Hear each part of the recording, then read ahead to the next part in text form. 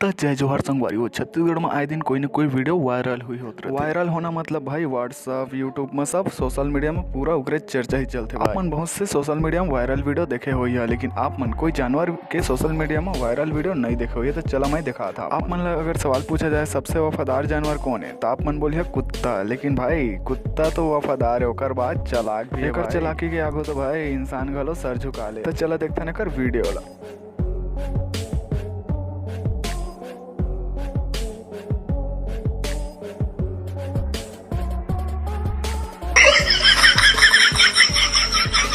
तो संगवारी छत्तीसगढ़ में एक जम के वायरल वीडियो चलत भाई। एक छोटे से लड़का घाघरा चोली पहन के भाई कमर मटका के लड़का सोशल मीडिया में छा गे पूरा। चला देखते नहीं कर वीडियो ला।